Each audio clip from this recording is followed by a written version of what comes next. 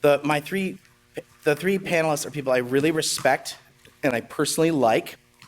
And these are folks that are not only the present of global development, but they're the future of global development. So remember their names, because they've had great careers to date, but they're going to have even more interesting careers in the future and are going to be impactful people. So I think these are the right people to convene on a really important question. Todd Moss is a friend, and he is the founder of a new institution called the Energy for Growth Hub that I hope he'll give us an infomercial about. AGNES DASEWICZ, who was at AID and had a wonderful career at IFC and at CEF, as an affiliate here at CSIS, which we're really grateful for, and has another life now that I hope she'll talk about as well. And Kate Steele had a really interesting career, and she was at AID, and now she's at a startup, an energy startup called Nithio, if I recall correctly. And so we came together at Todd's suggestion, and this was a partnership with the Energy for Growth Hub, to publish this brief called America's Global Infrastructure Opportunity. So the question before us was, we've got this new Development Finance Corporation. How could the new DFC be used differently or better to take advantage of the huge opportunities in energy? And so then this was a question that Todd brought to us, and it was a great idea. And I think it's really important to recognize Todd's central role in helping stand up and come up with the idea of a development finance institutions for the United States. Todd had a video that he did probably in 2011 and a short paper that he did with Ben Leo that put out the idea that we need a development finance bank for the United States. It was a great idea, and ideas have consequences. And so, and now I think that's where we are. So I think now we have the question, now that we have one, what can we do with this development bank, and especially what can we do on the issue primarily of energy, but also on some other infrastructure issues as well, including digital infrastructure. So with that, I'm going to stop, and I want to ask each of my friends to give a little bit. I want to first, before we get into some of the questions in the paper, I want each of them to just give a kind of a 2-minute infomercial about what they're doing right now and how it relates to the conversation we're going to be having about America's global infrastructure and energy opportunities. So Todd, tell us about the Energy for Growth Hub, and tell us about how you came to think of coming to this idea of working on this paper. Okay, well, thanks, Dan, and great to be here. So I was, when I left, tell a short, quick story that's relevant, which is I had, through a total accident, wound up becoming, working for Condoleezza Rice as her West Africa lead at the State Department. And something that really struck me was that we were always asking our African allies to do a long list of things: help us fight terrorists, help fight polio, work on this, work on that. And they kept asking us the same thing, which was help us get private investment in our infrastructure, and particularly the power sector. So when I left the State Department, I went to the Center for Global Development, back to CGD, to work on this issue of how do we get more investment into the energy sector, particularly in sub-Saharan Africa. And two things really struck me that led to the launch of the Energy for Growth Hub. One is that when we think about energy poverty in Africa, what does everybody think about? First thing, you think about a rural house with no lights, right? So fighting energy poverty is about getting lights to every rural home. But the reality is that the way energy contributes to development is not energy at home, but energy outside the home in industry and commerce. And what drives incomes and drives job creation is energy for industrial and commercial use. So I thought we were overly obsessed. Residential electricity, very important, but we were overly focused on that. That I wanted to do something focused on creating jobs with energy, because every country wants to create jobs. And then the second piece, and this is, I'm sure we've all seen this, being at CSIS, you'll see this all the time. The academic and research community was doing a lot of cool work on energy, but it wasn't reaching the decision makers. There are people at all of the best US universities, MIT, Columbia, Chicago, Stanford, Berkeley, all working on energy policy, and almost none of them are engaged in the policy decisions of what is Nigeria going to do with its infrastructure. So I created something called the Energy for Growth Hub, which is a global network of scholars and policymakers focused on this this issue of how do we build modern energy systems in every country that can drive job creation. And that's what we've done. It's a great idea. I'm really glad you did it because I think a lot of international development has a rural bias, if I can put it that way. And most of the world, including Africa now, it's going to be, if it's not 50% urban, it's going to be in about 20 minutes. Más o menos, right? Something like that, right? Okay. Agnes, thanks for being here. Thanks for being a contributor to this paper. Tell us a little bit about what you're doing now and talk about how it relates to this paper. Great. Thank you, Dan. Thanks for having me. So about 2 years ago, I started a fellowship supported by the Rockefeller Foundation, which is focused on driving investment to the U.S., to impoverished areas in the U.S. My entire background has been in emerging markets and developing countries. And I felt that a lot of the products, a lot of the solutions that we've developed in those emerging markets can really help to develop the U.S. As a result, I've started getting engaged in what's happening in U.S. cities and what cities are doing to manage better, to give their citizens access to information, to prevent terrorist attacks, and to look at security issues, to collect waste, to recycle.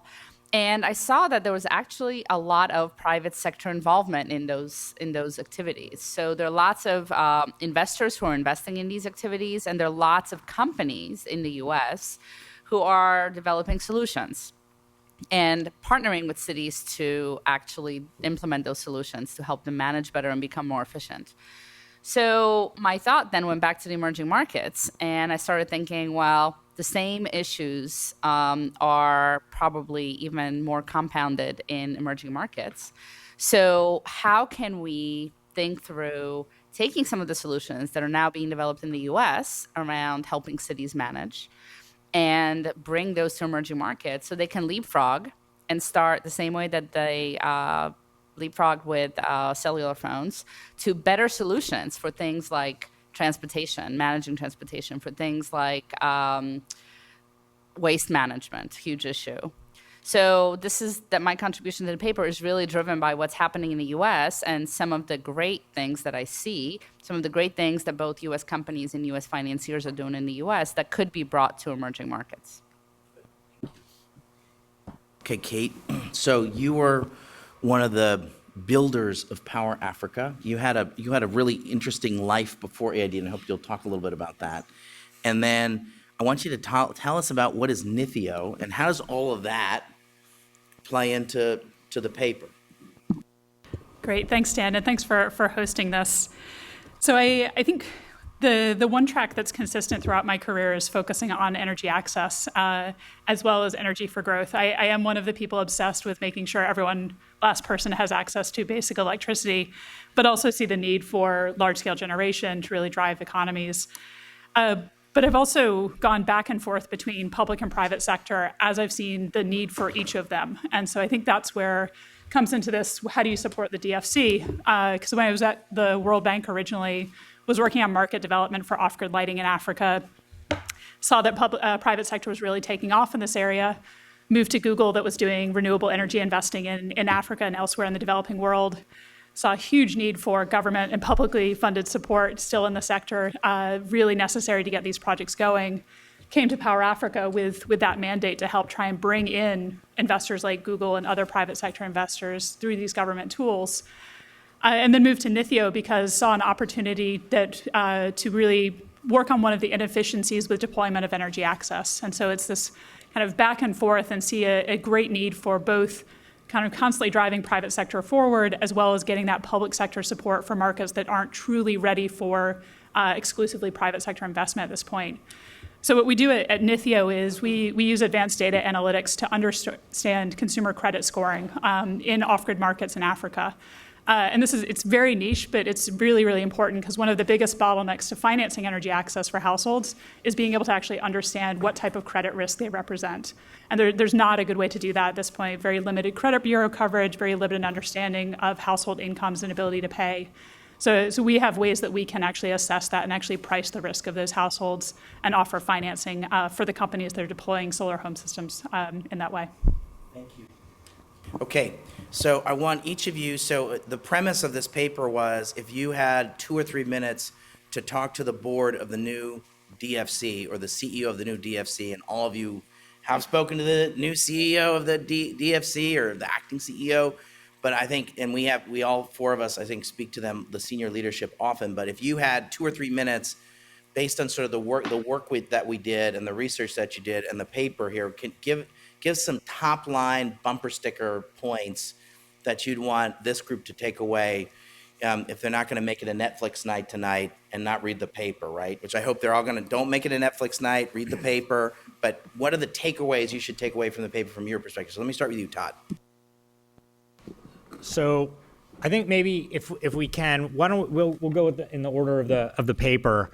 What I'd say is that it's not just the 4 of us. We actually convened a group in the paper. There's a list of a working group that we convened a couple of times of people across different sectors with different a wide range of experience.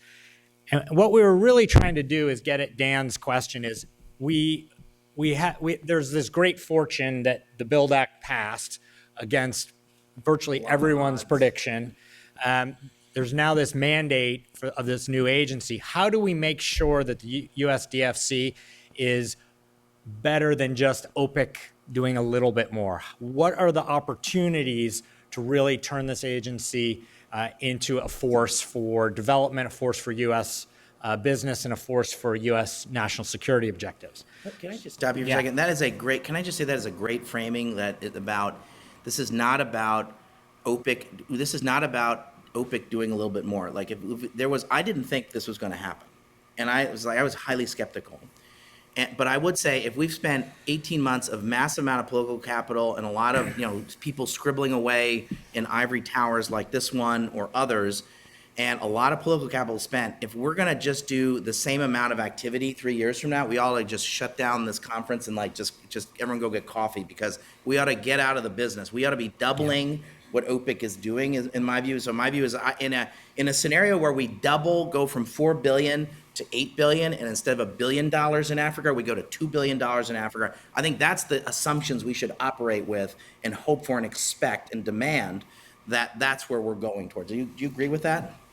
Definitely. Maybe when we get to the questions, we can get to some of the barriers that are out there to getting to that vision. I'm sure the USDFC management is overwhelmed with advice from everyone, including from all of us. Yeah, but they have to take ours because we're right, right? But as a group, we really tried to think about what's the overlay of U.S. national security and what we want the USDFC to do, which includes things like promoting the U.S. business model, promoting U.S. Technology, enabling the U.S. to actually cooperate with our allies like Japan and Australia in ways that we can't now with OPIC. And really the motivator, particularly on Capitol Hill for this new agency, is trying to have some tool to respond to what China, Russia, and others are doing. And so trying to provide some viable alternatives to what's out there. So those kinds of ideas framed us as a group. And then I'll just quickly mention three trends that I think drove our thinking, and that will hopefully logically flow into the recommendations that my colleagues will make. One is the point Dan made earlier, which is the world is getting super urban. By 2050, 2/3 of the people in the world will live in cities, and these cities are going to be huge. We've got a list of all the mega cities that are expected in the paper, and it's a list full of African and Asian and Latin American cities that are going to be enormous. The second big driver is that employment is just a top tier issue for most countries, if not all. 12 million Africans join the job market every year, and a tiny fraction will find paid formal sector employment. But the third trend is that energy and technology can actually help to unleash new employment. And that's sort of at the heart of what we think the USDFC should do and at the heart of our recommendations. So maybe with that, I think let's go in the order of the report, maybe turn to Agnes. Yes, okay? Agnes. So given all of that, if you had 3 minutes with the CEO and the board of the DFC, what points would you want to make? So my recommendation is that investment be organized around enabling smart cities. And the reason I'm saying that is because, and let's define smart city. By smart city, I simply mean cities that are using advanced technology solutions to manage and offer solutions for management and to enable solutions for becoming more efficient. I really think that this is important because we are entering an age of data. We're not only in the US, but everywhere else. Everything is sending data up to iCloud or whatever platforms it might be. I mean, your refrigerator at this point is going to start sending data about what is in it and what you're eating. So it's something that has really taken over the world, and the kind of race for ownership of that data or access to that data is a very serious concern. There are lots of companies that are trying to make sure that they have this data so that they can inform their own operations. And there are lots of governments that want to have access to this data. So from a national security concern, I feel that whoever has access to that data will have an advantage in emerging markets where appliances, cars, computers are already generating lots of this kind of data. So it exists not just in the US and developed countries, it exists in emerging markets. So I think it's really important that cities realize that this is an asset that they have, and that citizens of those countries realize that this is an asset that they have, and that they use it to better their own livelihoods, so that they use it to plan public transportation better, so that they know if people are planning on taking the bus the next morning, they actually increase the number of buses that are running, or that they look at patterns of, I know that London Olympics had this amazing program where basically they would look at patterns of people moving around and figure out where there may be some issues from a security point of view, and would send police there ahead of time just to be there. And actually, it made the Olympics completely safe, and there weren't any incidents. So I believe that that's the kind of solutions that a lot of cities in emerging markets need, but they don't have access to these solutions. They don't have access to these solutions because, first, they don't have access to companies who are mainly in the US, who really who construct these algorithms and can implement them in an efficient way. They don't have access to financing that's required for this, and this is where I feel the new OPIC can really play a huge role. And these transactions are complicated because you need to bring, for example, the transportation department and maybe the city government together. So the federal agency with the local agency with financiers. Those are not the kinds of transactions that a lot of cities in emerging markets are used to doing. So they really need not only investment, not only links with the companies, but also technical assistance to help plan better and to help implement these transactions. So I feel that there's a huge opportunity. The US is really leading on this, along with countries like Japan, that we would obviously love to cooperate with. So it's a really great opportunity to kind of start looking at how do we bring US company know-how, US financing, and public financing through OPIC to these countries to help them manage better. The Chinese are already doing this. They're building nerve centers in places like Nairobi to really start to help those cities manage. But I think what's important is that those kinds of investments into data centers, into transportation management software, will set the standards in those countries on what kind of software is used, what kind of hardware is used. So if we don't get ahead of it, there will be other countries that will help those countries set those standards. So we won't have access, and we won't have the ability to invest in those. And once again, going back to my first point, I think that the ownership of data and the standards for the ownership of that data, which is an asset, will be set by other countries as well. So I do feel that the US has both a security mandate, but also a mandate towards helping development, that access to data, helping manage data, helping cities manage themselves better through data would really help them achieve. Great. Thank you. Thanks, Agnes. Kate, talk about recommendation 2 and what you worked on the paper, please. Sure, thanks, Dan. And it's in a similar vein to what Agnes talked about, that when we were looking at energy, it's already a large portion of OPIC's portfolio. OPIC is already a very big investor in energy systems around the world. And our advice wasn't that that should change. We actually think that that's something that should continue. But in giving advice to the architects of the new DFC, making sure that we're actually focusing on what additional OPIC could be doing or what additional the new DFC could be doing. And when we talked through this working group, 2 of the themes that came out consistently were that there was a need to be able to move fast on projects, that large-scale infrastructure projects take a really long time. So if you're going to be looking for standing up this new DFC, you need to be able to get projects moving pretty quickly.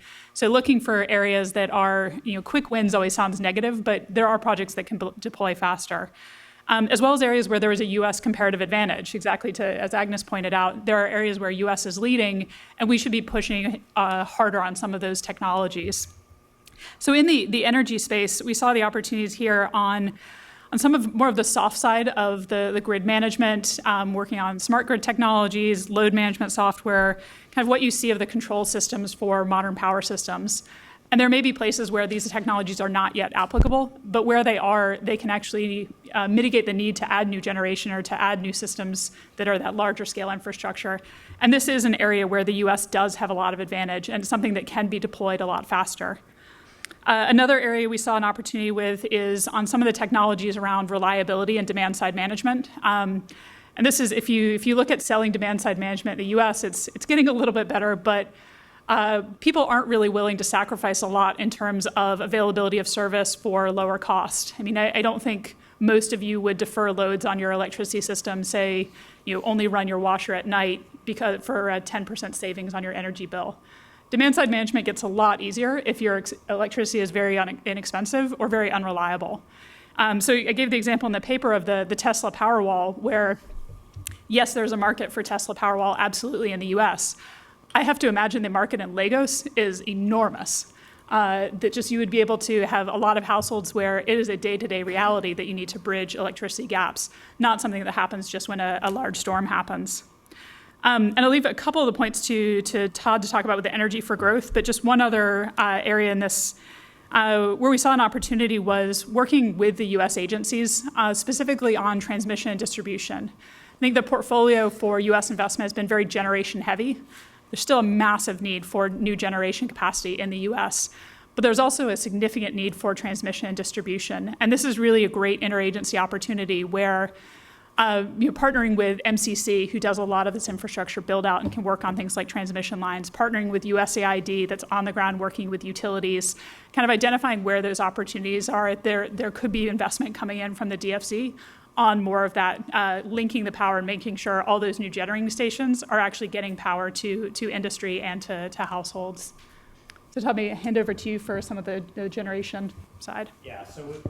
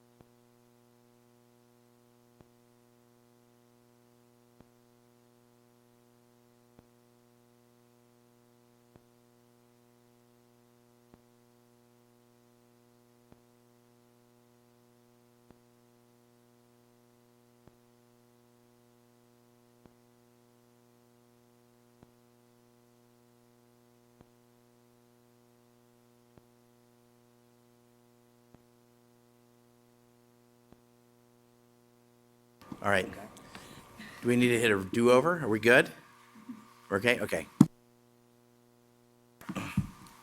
We had enough of a big room voice, I think they heard you. So all the way to California, they may have heard you. So it's good. So I think they did, but I think I may come back to you about that. Okay. So I was asked to look at we looked at, when we thought about infrastructure, we also included digital. About 9 months ago, I co-directed a report we did called The Higher Road. We had Steve Hadley and Ambassador Charlene Barshevsky co-head it. And when they both agreed to do it, they said, we will only do this infrastructure task force for you if we talk about digital infrastructure. And I didn't really know why this was such a big deal. Now, 9 months later, I now understand why this is such a big deal, and that's why I was enthusiastic to help with, as part of this paper, working on the digital infrastructure issues. First, let me start with the following. If you think about cell phone telephony in Africa, I don't know if there are 400 million cell phones in Africa. I don't know if there's 600 million cell phones in Africa. But in the early 90s, in the mid 90s, cell phones were seen as a luxury good that was not something that people, and whether it was Bangladesh, so Grameen Phone was stood up in 1993, and I've hosted the founder of Grameen Phone here, and there were other visionaries like that. Mo Ibrahim was the visionary in Africa who saw that the potential for cell phones in Africa. All the cell phone telephony, whether it was Bangladesh, Angola, the continent of Africa, Latin America, all that was financed through development finance institutions. Most of that was through project finance. So the alphabet soup of institutions, ours is called OPEC, but we're going to come USDFC, which is also kind of a mouthful. We need to work on our acronyms. CDC in the UK, Proparco, KFW, IFC. The Danish one is called IFU. I told them they need to work on their acronyms because maybe that works in Denmark. I'm not sure how it works in English, but all of those institutions financed all of the cell phone telephony. And so when you think about digital infrastructure, it's logical that the new DFC think about various components of digital infrastructure. So one idea that we had was to double down on Connect Africa. And I do want to come back to each of the panelists about this idea that we ought to be doing a lot more DFC activity. And I want to hear from each of you on that. But there's a commitment of $1 billion commitment over 3 years to support projects in telecom and internet access. Aggressively promote U.S. technology alternatives. Let me just watch this space. My view is I don't think we have an alternative today for 5G, a cheap one or a good one, but I can guarantee you when we do have one, that IFC and the new DFC is going to be told, I don't know what's in your credit card, but you're going to max out your credit card on financing an alternative to Huawei. I can just tell you that now. It hasn't happened yet, but that is coming. I think we just need to be aware. So promote U.S. technology alternatives, and I would say watch the space for some kind of an answer to 5G, and we're going to have to work on that. And then third is search for opportunities to pair infrastructure. So what we're going to see is a lot more hard infrastructure future-proofed with digital technologies. Driverless cars, which I'm a little bit of a driverless car skeptic, but think of sort of all the sorts of technologies that are going to be embedded, digital stuff that's embedded in hard infrastructure, that's coming. And there's going to be all sorts of innovations in that. And so we need to think about that now. And I think that leads me, let me go back to what I was saying earlier about this issue of, the current OPEC is doing $4 billion a year, of which $1 billion is in Africa. Could you each talk about, okay, what do you hope to, what would you like to see? Would you like to see, if 3 or 4 years from now, what kind of level of activity, and how would you like to see it broken out, if I can put it that way? And we could talk a little bit about what that looks like. And then I know there's some barriers to that, and we could talk about what some of those barriers are. But let's talk, can each of you talk about, okay, you each have been supportive of the Development Finance Corporation. Like I said, I think we ought to just close this panel down if we just think it should just be $4 billion a year, and I'll just invite y'all for coffee, which I hope no one believes that. So where do you, I'd like, my vote is 3 or 4 years from now, we're doing $8 billion a year, $2 billion in Africa, and $1.5 billion in fragile and conflict-affected states. Más o menos, something like that, just to put that out there. And if we're not, I think we're not doing our jobs. That's my view. Todd?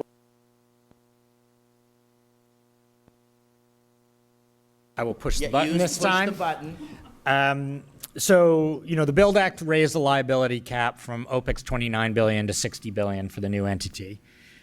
So, the congressional intent was roughly doubling of the portfolio Of the credit card limit. Right. The bad news of this is that this is an agency that responds to demand. They have to respond to deals as they come in the door. Yeah. So it's not like they can magically create $4 billion in new projects overnight. Yep. The good news is that the Build Act authors know this, and they gave this entity not just a bigger credit card limit, but a lot of the tools to help build the pipeline itself, which means being able to do feasibility studies, being able to do some technical assistance, to be an active participant in building the pipeline, not be passive and just wait for those entities to come. So I think it's reasonable if some of the hurdles that we maybe can talk about later are overcome. So you're going with 8? Let's use numbers. I'm a simple guy. So 3 or 4 years from now, would you like to see if everything kind of, all the planets aligned, would you like to see them doing $8 billion a year if we could deal with all the speed bumps? Because I think we need to give them a goal. We got to give them a homework assignment. I think that would be ambitious as a stretch goal, but I think while I agree giving them a goal, creating incentives for them to shovel money out the door is probably a bad idea, especially while they're trying to get all of the. I think it's really important that they put the machinery, the plumbing in place first. Okay, that's fair. Okay, I take your point there. Okay, so Yeah. Agnes, if 8's is 8 too high and is a bridge too far? What's your take? Let's talk about what the number is you'd like to see them doing, and talk about what your hopes are for the new DFC.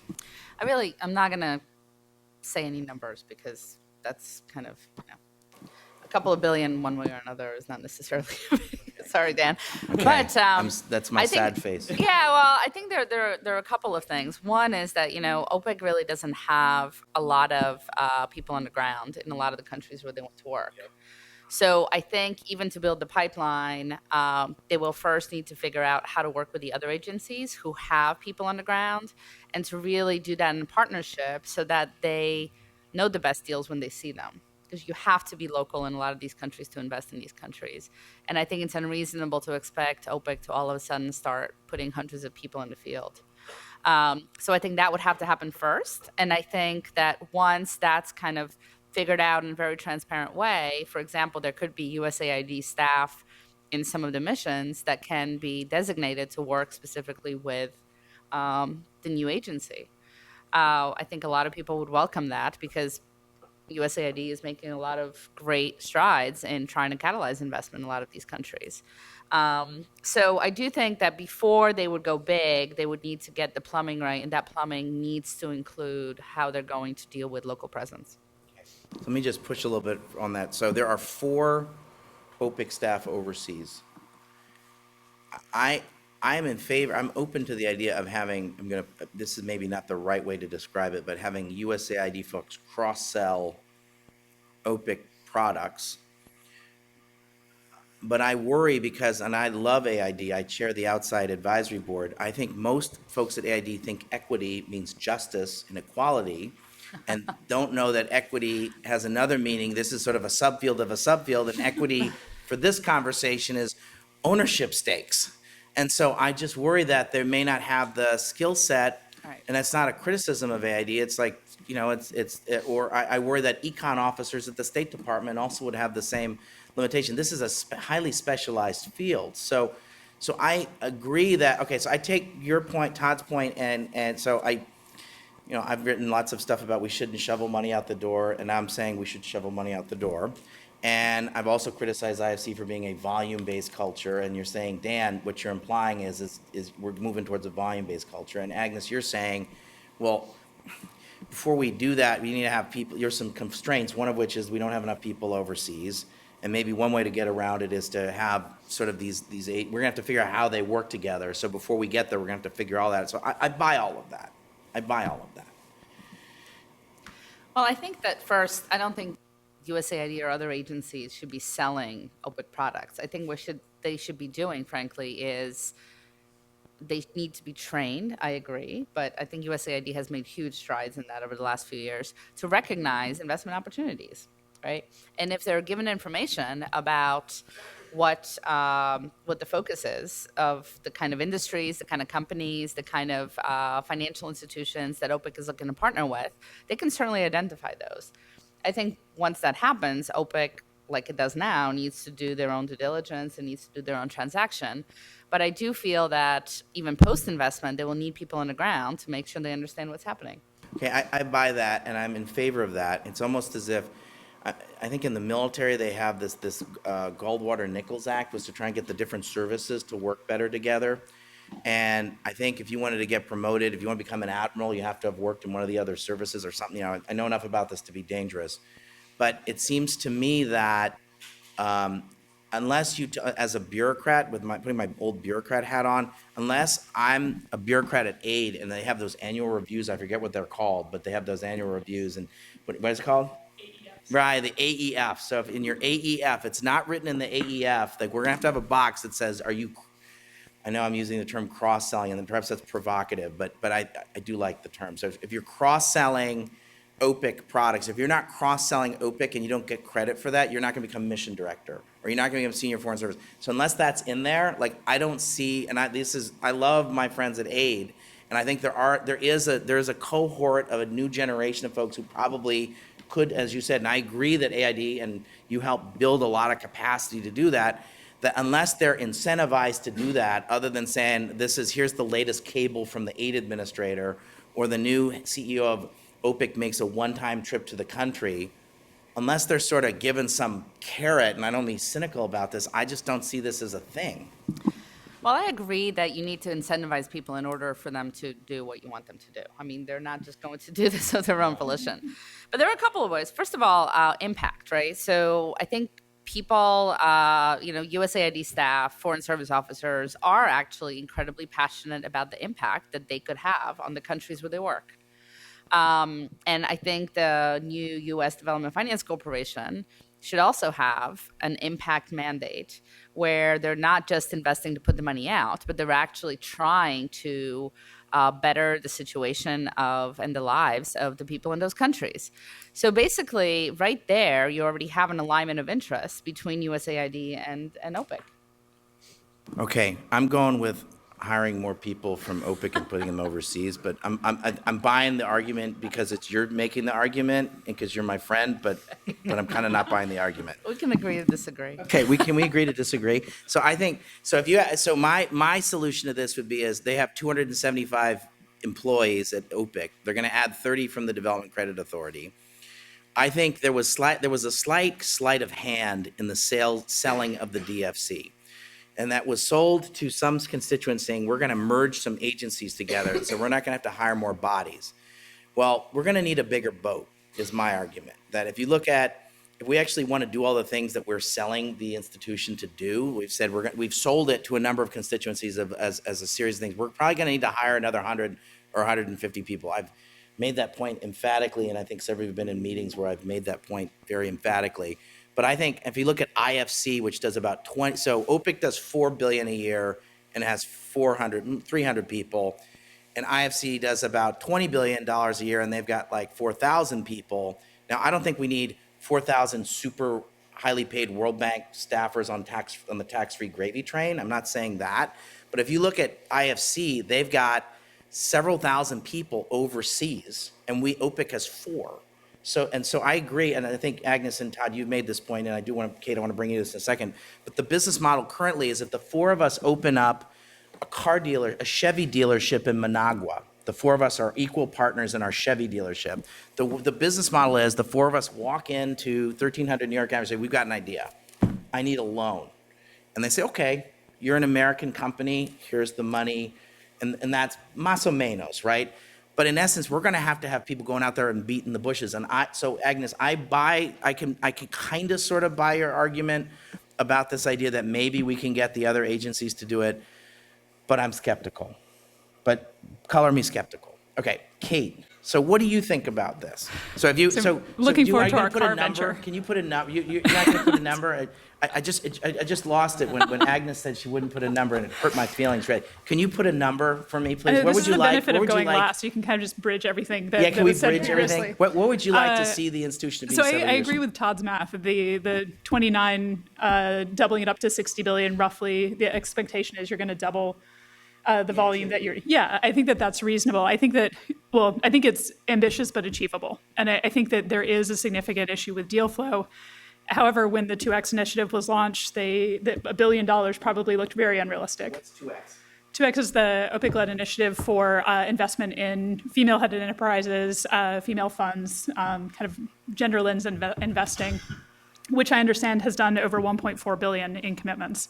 So I think that there is deal flow out there if you are looking for it very actively, but I think it needs to be a lot more active. That OPIC right now is very responsive to deals, needs to have a lot more people on the ground. I think that I absolutely think OPIC needs more staff, just with the Okay, so ratio you're that with you. Dan. You're with Dan on this? Okay. I feel like this is a consensus opinion. Thank you, Kate. Thank you, Kate. But I think that it's the gateway of that. I think this is one of the biggest challenges, because I also strongly agree that having it be State Department and USAID staff who are that inflow, they're not oriented towards deal making. But I think if they're working in really close partnership with DFC colleagues and saying, I'm getting this inflow of companies that are looking for someone to talk to, they can be almost the gating function on the ground. And I think there is an opportunity for that, but that doesn't negate the need for additional OPIC staff. Okay, Kate, so let me just make one other point, which is that I do think we're going to need AID, we're going to need MCC, we're going to need the State Department, because say we want to do new investments in digital, we're going to need institutions like the State Department or AID to work with government agencies to change the rules or regulations, or on the one hand, so kind of the enabling environment for investment. So I think it's much more powerful if we have a DFI and the AID and State Department going together and saying, please make these changes. And if you make these changes, that we got this DFI over here that's going to do stuff that's going to help enable investment. And don't you want to do that? I think that's one thing. So I think the other thing is a lot of the kinds of training or capacity building that institutions like MCC or AID could do, or even TDA, that even if they have some technical assistance, they're not going to be, that we're going to need these other agencies to do that. So I think, Agnes, to your point about we are going to need them to do that. But I also think there could be also opportunities for aid in terms of risk sharing, and there's potentially some room for risk sharing or a role for aid in terms of whether they're, I don't know, buying into a guarantee. I mean, I think that's going to be one of the issues, is how we get usage of guarantees going forward, because we had the Development Credit Authority, and I worry that moving the Development Credit Authority to OPIC means that the circuit riders who were selling to AID staff, those circuit riders, their client isn't going to be AID staff anymore. Do you guys share that concern? Are either three of you concerned about that? I was going to go a different direction, just say I think that there's a significant need for the push on the ground, like what you're talking about with working on institutions and deal flow on the ground. I think there's a significant need also for additional U.S. outreach, and I think this is where USTDA can play a strong role, Department of Commerce can play a strong role, and they already are, but I think that side of it needs to be strengthened as well to make sure that there is a outflow of U.S. companies looking to invest in these countries, and I think that's something we could do considerably more on as well. And that's a really important point, I feel, because, I mean, I live in California now, very close to Silicon Valley. No one there has ever heard of a USDFC or OPIC or anyone else. But they may be interested in going into a lot of these countries. So, Are you saying we're just a provincial East Coast city out here? What are you trying to say? I'm just saying that there is very little U.S. outreach on the products that the U.S. government has to enable companies to invest in developing countries. And I think Kate is completely right. I think commerce could be a great conduit for that. So I was told, so I think the number of foreign and commercial service officers the U.S. has in Africa is a grand total of 11. And I think that's a bad number. That's not a good number. Yeah. Well, I'd say you characterize it as a sleight of hand, which isn't exactly right. So one of the ways that certain constituencies became supporters of the BUILD Act was because there was some efficiency gains to be had from consolidation across agencies. I don't think that was sold as we're going to trim staff. But very clearly, if you look at what we're expecting this agency to do, spend twice as much, be more aggressive, build the pipeline, counter, Chinese activities in all regions of the world. The notion that we're not going to add a single staff member to this agency seems kind of ridiculous. Thank you. Good. And if you look at the president's proposed budget this year, buried in the footnotes is the staff assumption, which is 0 new bodies. Okay, so we can agree that's not a good thing. We agree that's not a good thing. Okay. It's misaligned with the objectives, with the intent of Congress. Agnes? Yeah, I mean, from a practical point of view, the reason I'm saying they'll have to work with the other agencies is because from a practical point of view, I don't know if OPIC could ever, staff up as much as they would need to. I mean, equity transactions are very different from debt. So you can do a lot of debt transactions that are very standardized and you manage them the same way. Equity transactions require a lot more value add that you have to bring to the company and a lot more due diligence and a lot more just time. I mean, I used to work for a private equity fund and, the rule of thumb was that one investment officer could handle 8 transactions, meaning that they can either do due diligence or monitor 8 investments. And that was it, right?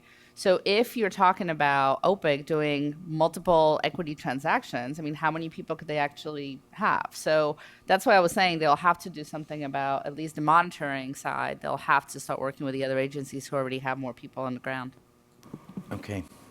Kate, do you have any further thoughts? Okay. So there are other constraints. Anyone talk about any of the further constraints? Because I think, you want to talk about other constraints that the institution has, or have we covered most of that?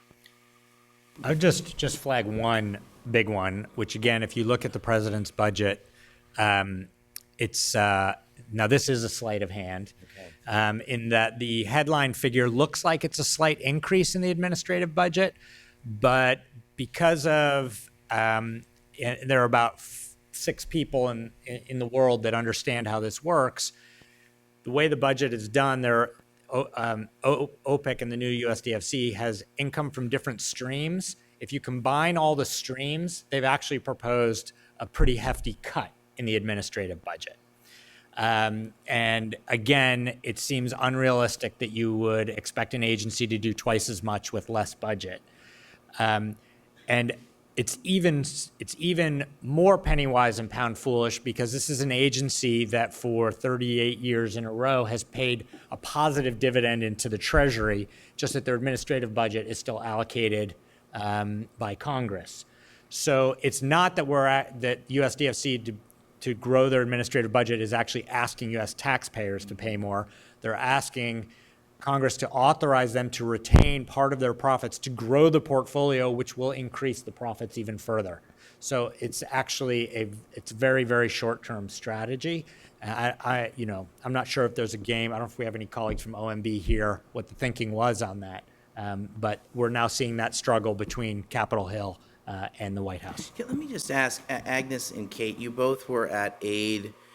Can you just each think about, in a post DFC world, what is the right role for AID in this? We just had this conversation about energy and infrastructure.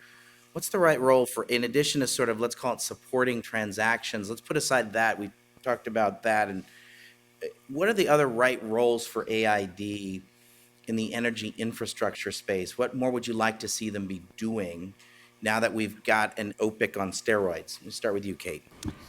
Sure. I think I'm biased by Power Africa, but I think aid can play an exceptional coordinating role. And I think this was one of the real successes of Power Africa was that USAID could bring together the interagency, not just in Washington, but especially on the ground, where we would have interagency meetings amongst the stakeholders who are all the US government agencies who are either on the ground or working in Nigeria.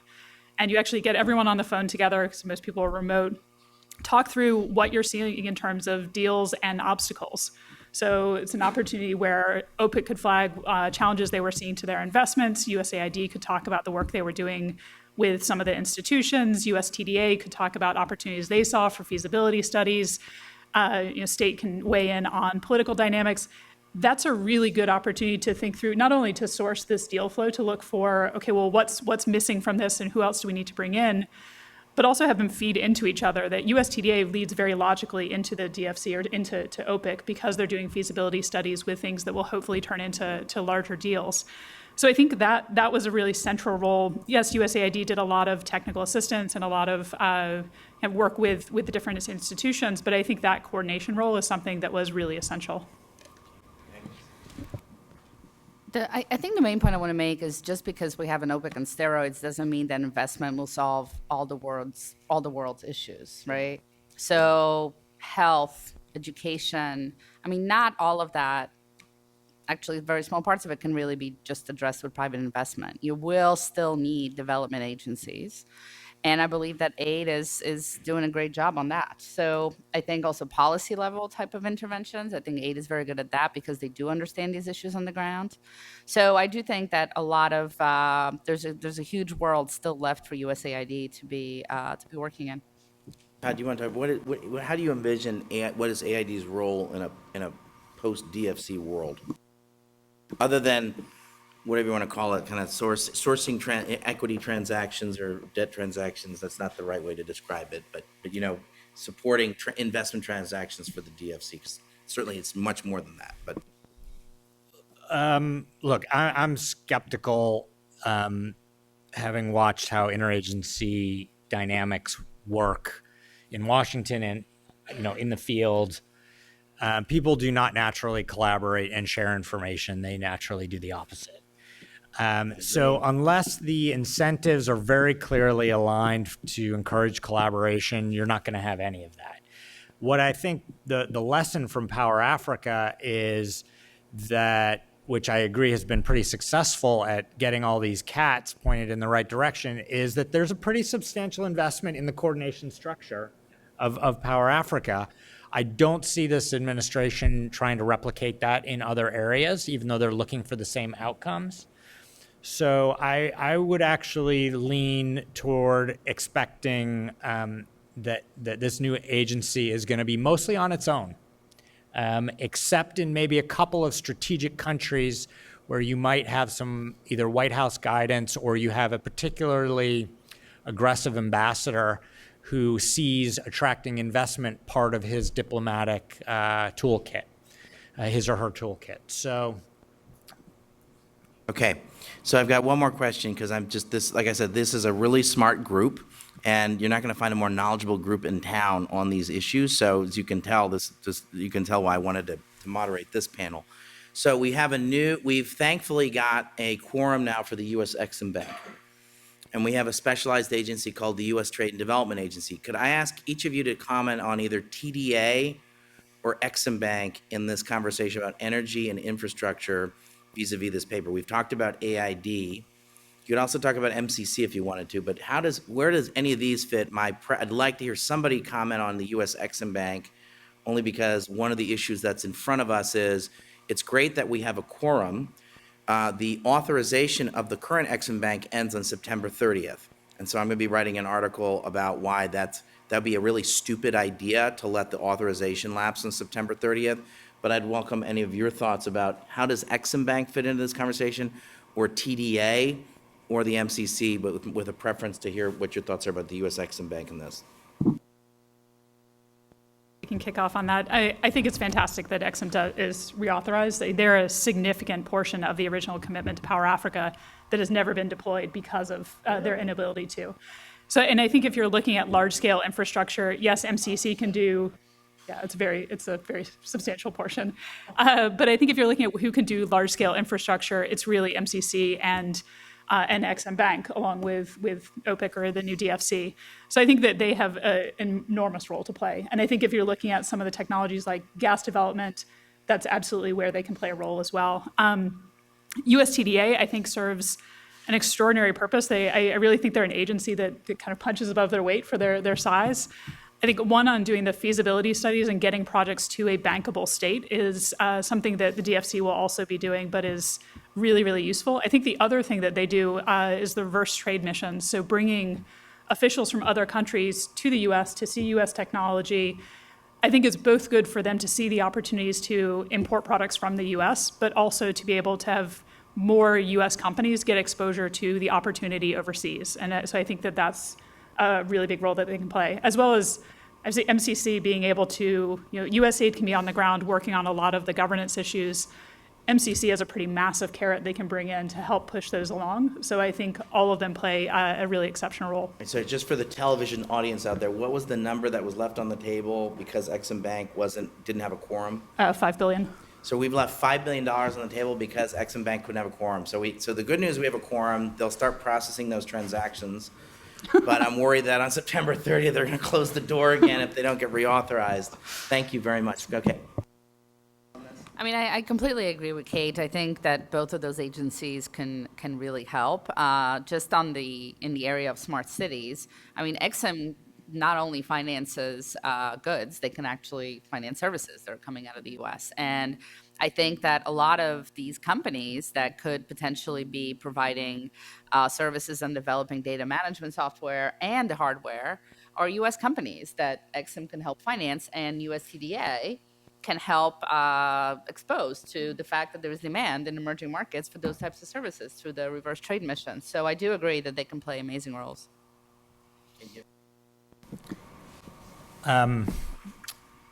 Look, I mean, Exim provides different products than the USDFC. So, short-term trade finance is important, especially in big projects where people are buying a lot of goods and services. It complements what USDFC or OPIC does, which is the long-term investment. I do think that Exim faces a fundamental different threat, which is why you could see essentially in the same political era, we're doubling the size of OPIC with bipartisan support, and Exim is literally limping along. So it does face a very different challenge. Okay, so Kimberly Reed, who's the new Exim chair, is just a fabulous person. Smart, decent, able. It's nice to see in Washington nice and competent people get big jobs. And so on the Republican side, and then Judith Pryor, who many of you may know from the Obama administration, was at OPIC. Great pick for one of the Democrat seats. This is a good group of people for the Exim Bank board. I'm really happy that they were finally confirmed after 18 miserable months. It's about time.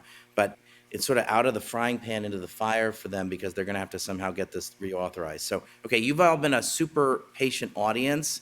I had lots of questions for this smart group.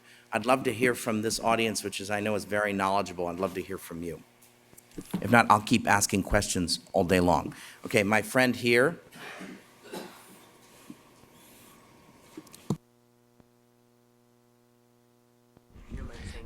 My name is David Baxter, and I'm an independent consultant. I've been working in Southeast Asia, and I've just come back from Sri Lanka, where you have many countries and development agencies, etc., that all seem to be competing against one another to develop infrastructure. So you're getting a situation where there's really a surplus of facilities being built because everyone's building roads, everyone's building ports, everyone's building the same things. And a lot of this infrastructure is really not new technology, it's not innovative, it's just the same old stuff.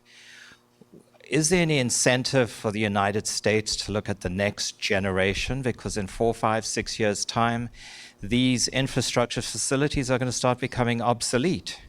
So why are we not supporting innovation and preparing ourselves and ramping up for something in 5 years' time or 6 years' time when that need is going to rise, instead of just trying to build what everyone else is building?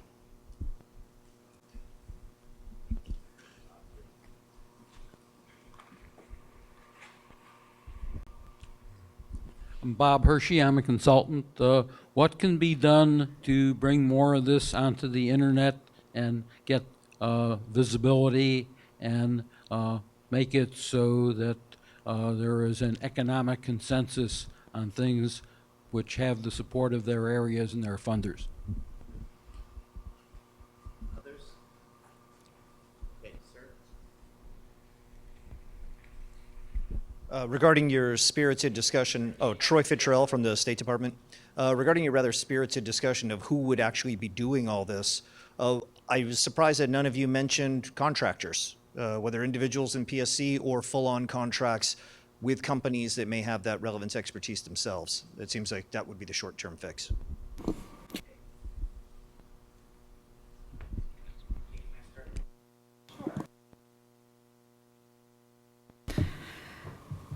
So I can take maybe a quick stab at the first and the third. Starting with the third, absolutely, contractors are definitely a way to go. It's an extremely expensive way to do it, and I think that's the concern. Yes, I mean, Power Africa relied very heavily on, and still relies very heavily on transaction advisors. They're great. They're on the ground. They do great work. It's a hefty price tag to be able to do that, and whether or not that makes more sense than scaling up U.S. staff, I think there's a balance, but I think that is one of the primary reasons none of us are advocating for you should just hire more contractors because of that cost. Or at least that's why I'm not advocating for that. There's a lot of overheads in doing that way. As far as the competition between agencies and the incentives for next generation technologies, I think that's exactly what we're recommending in this paper is, we could have come with a recommendation on the energy side that says, you're doing a lot of great generation projects, keep cranking those out and try and just increase your deal flow on large-scale generation projects. I do think there's some need for that, but that's kind of the point with some of these control technologies or ability to have smarter grids, smarter cities is you may negate the need for the next 5 generation stations if you can work on efficiency and better deployment of the resources you have.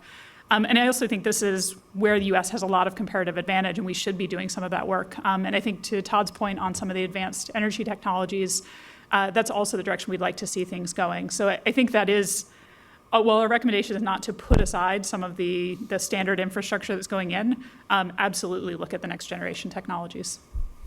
Agnes? No, I mean, I completely agree. The whole idea of building smart cities is about making sure that they have access to the kind of innovation that's happening when it comes to infrastructure, because most of them do not. So I completely agree with everything that Kate just said. That's easy.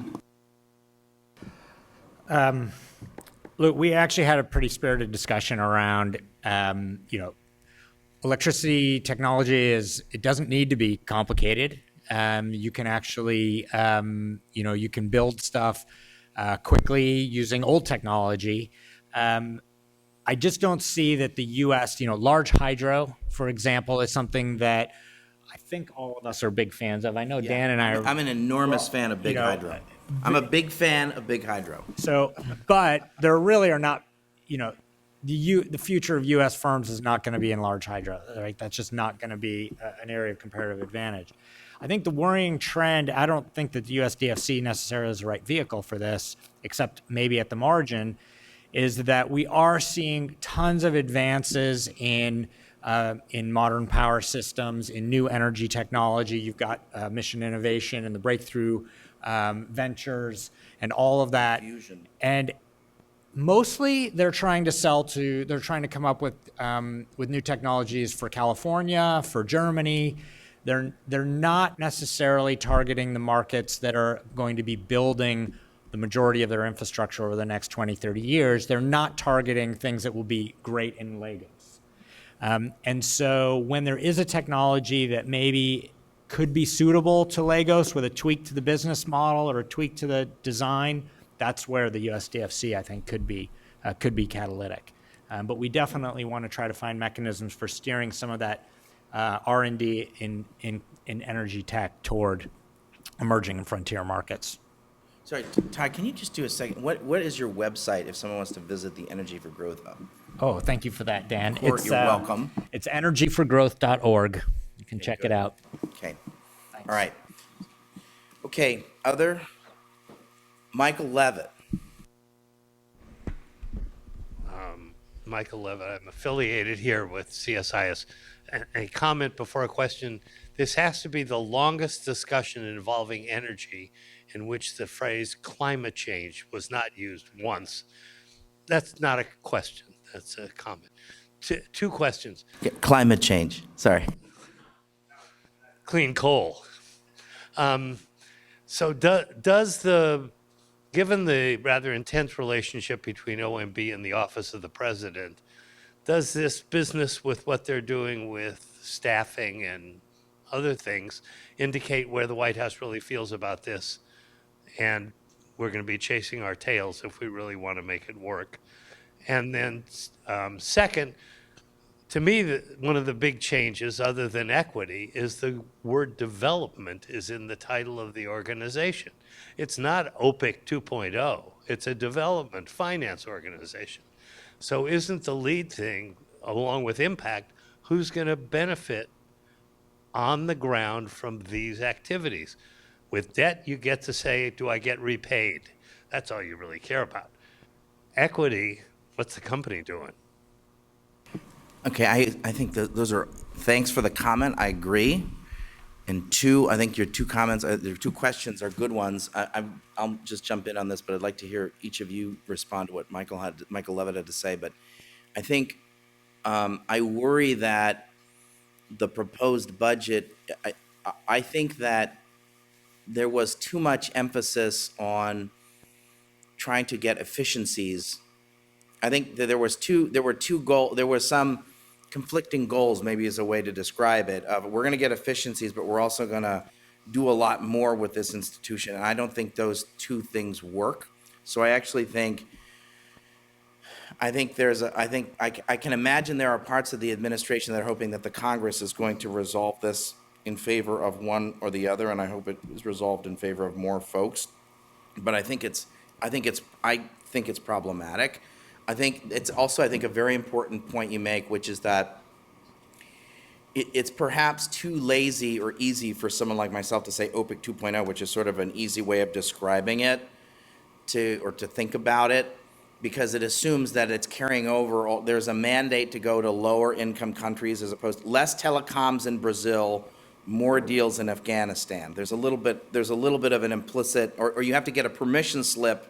If you want to do a deal in Brazil, you have to go get a permission slip saying there's a national security need to do this telecoms deal in Brazil. The current business model of the big DFIs is, let me do my telecoms deal in my big hotel in Brazil, and I'll make a profit on it, and then I'll cross-subsidize the difficult thing you really want me to do, which is to go to Afghanistan and do this really tiny deal where I'm not going to make a lot of money.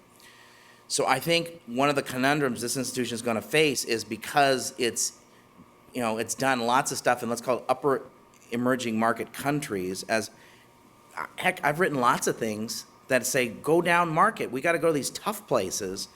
Now that's true, but I think we're going to face a challenge down the road of how are we going to make these. And this isn't just a problem for the new USDFC. I didn't say it, but for a CDC, the British CDC, or KFW, or even IFC in its new strategy. This issue of all the shareholders saying, I need you to help me solve big, tough problems. And it's not going to be solved through a telecoms deal in Brazil.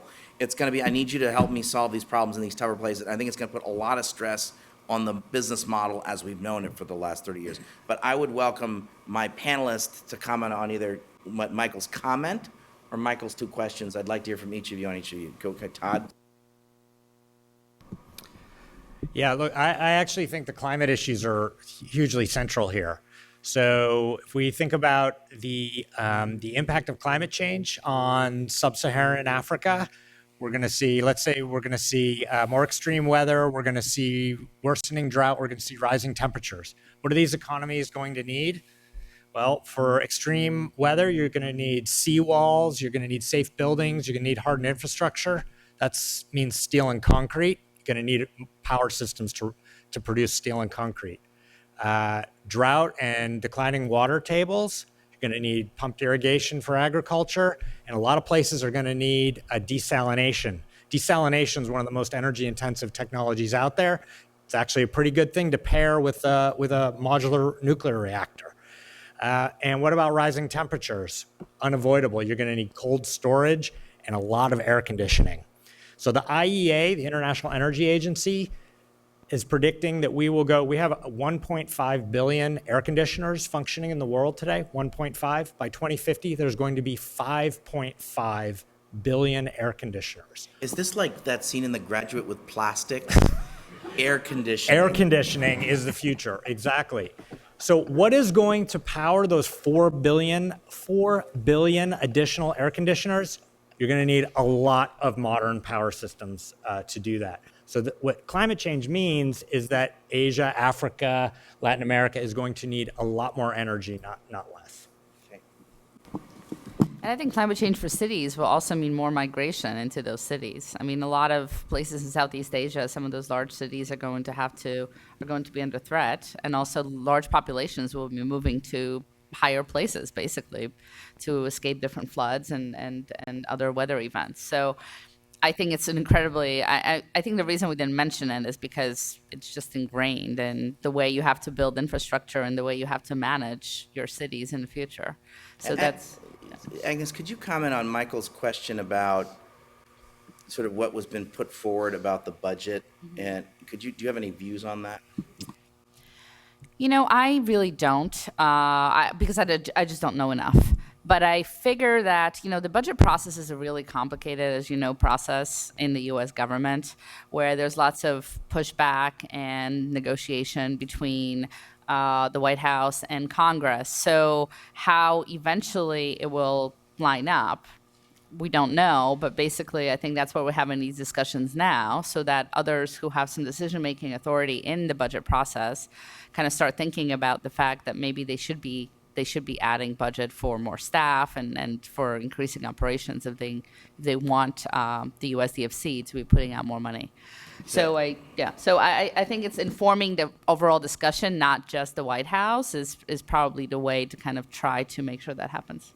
So Agnes, you were at IFC, you were at SEAF, Small Enterprise Assistance Fund. Still am on the board now. You're on the board now? Yeah. Oh, that's great. Okay, so you were an employee of SEAF. You're probably one of the employee number 10 at SEAF.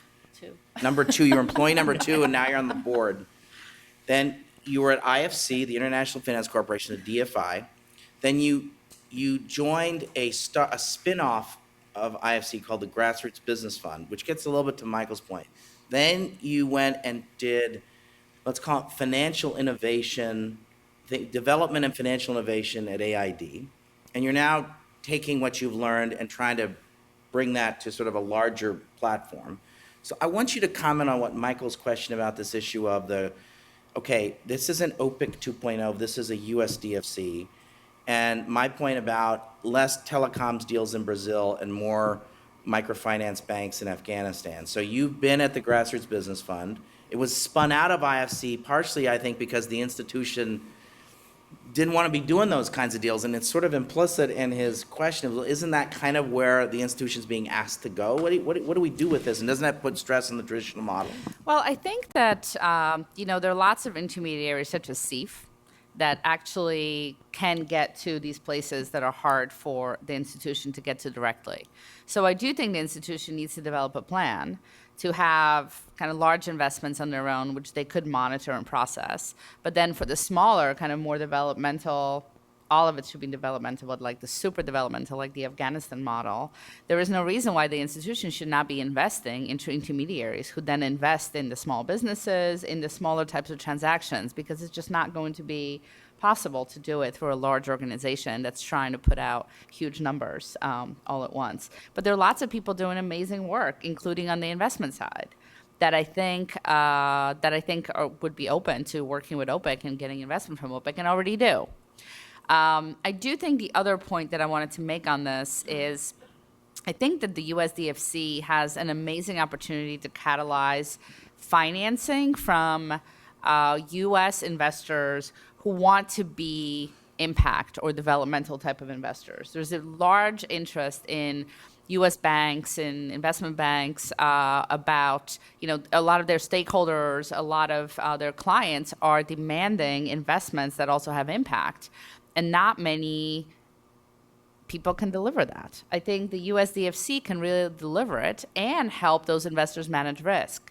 So I do think that it's important that this agency does talk about development being in the middle of the crux really of its mission, because not only will it help to make sure that people benefit from that in those countries, but also I think it will help them catalyze a lot more money from the private sector than they would just by doing regular transactions. Kate? Sure, just on the comment, I had the same reaction as Agnes, that I think no one mentioned climate change the same way no one mentioned why OPIC exists. I think it's just inherent that we all agree this is a significant issue and kind of in the back of all of this, but maybe a good reminder to be more explicit for all audiences.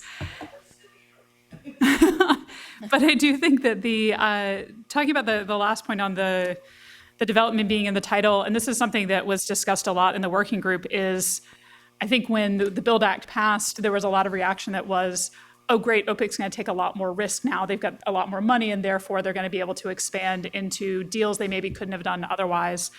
And a lot of our discussion focused around that's probably not the case because, as Todd mentioned, OPIC does have a great track record of returning money to the U.S. Treasury. The expectation is they're going to continue to do that and increase that money that they bring to the U.S. Treasury. But it is a question of then how you bring in this development impact, what countries you should be operating in. Is it the most fragile states? Is it the states where there is a significant development impact? Is it the states where there's a significant U.S. security interest? And I think figuring out, understanding that you cannot be all things to all people and you can't cut that 10 different ways and actually be successful. How do you prioritize where they actually should be going and how you justify those deals and how you balance it? Is it something where you can do, a certain portion of the portfolio is in Afghanistan if you're also doing the deal in Brazil? Or I think that's going to be a big question, is how you manage that risk across the entire portfolio. This person here, you'll look.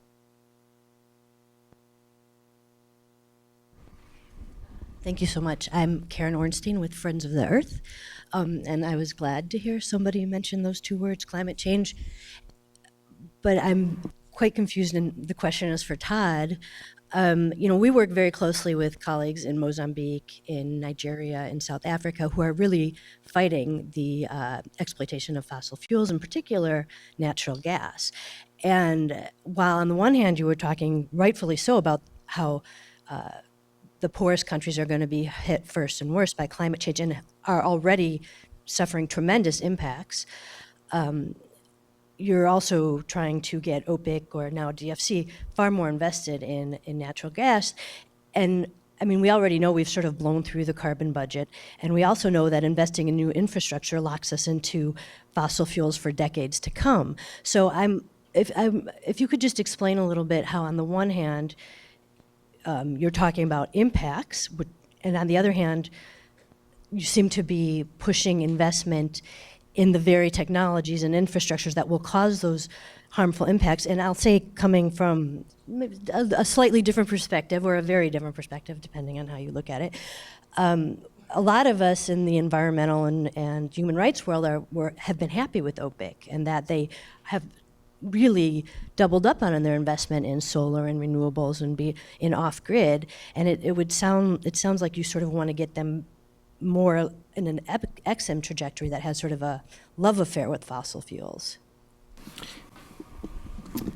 So, look, I think if you look at, there's a couple of issues there. One is that Africa is not really a mitigation play. It's an adaptation play. So the average carbon emissions of somebody living in Kenya or let's say the average carbon emissions of an American is something like 60 times the average person in Kenya. Person in Kenya consumes maybe, I don't have the number exactly, but let's say 150, 200 kilowatt hours per person per year, somewhere around there. In the US, it's 13,000 per person per year. We're sitting here in a very nicely air-conditioned building with nice lights. There's computers back there being powered by Pepco. Pepco is 95% coal, gas, and nuclear, okay? 5% everything else. Kenya is already majority majority renewable. It's majority geothermal. Africa is already exploiting all of that, those renewable technologies, and it absolutely, the new USDFC absolutely, OPIC has been important in pushing that. They should absolutely continue with that. But the issue with gas is that those gas developments are going to happen, right? Mozambique is going to become a major gas exporter. The question is... So, for example, like China or somebody, right? Well, it's actually Western companies. Right. It's Western companies in Mozambique. But the question is, is 100. But sorry, but China's not going to say, let's leave it in the ground, right? No. Leaving it in the ground is not that's not a question that for the USDFC. They're not going to be investing in the offshore gas. The question is Mozambique going to export 100% of its gas to Asia, or will 3 to 5% of it be used for domestic production? So that is the issue for USDFC. When we say that they should be investing in technology, it's to help Mozambique use its own resources. The USDFC is not going to get involved in these big gas major. That's way beyond their portfolio. So, but look, gas is actually important as you increase your penetration of intermittent renewables. You need to balance the system. So I think that gas inevitably, at least for the next foreseeable future, is still going to be a big part of the energy mix in this country, and it's going to be a big part of the energy mix in a number of African markets which have those resources. Kate, you have something you want to add? Very similar views, but just to double tap on this, because I was recently giving a talk and pulled out one of my favorite charts from more than 10 years ago that I think the 2008 World Bank Global Development Report had a chart that showed you the emissions from connecting everyone remaining who was off-grid in the world to current supply, which at that time was more fossil fuel than it is now. All of those emissions could be offset by U.S. fleet switching not to electric, but to sedans. So you take all U.S. SUVs, convert them to sedans, and you have offset the emissions of everyone gaining basic access to electricity. It's actually even easier now because the electricity mix is far more green. So just to highlight that, I think that exactly to Todd's point, I think if we're looking for, there's always going to be this trade-off between development and emissions, absolutely. And I think if we're looking at the easiest way to reduce, there's a lot of low-hanging fruit that is outside of Africa. Okay, folks, thank you. Thanks for doing this. Please join me in thanking the panel.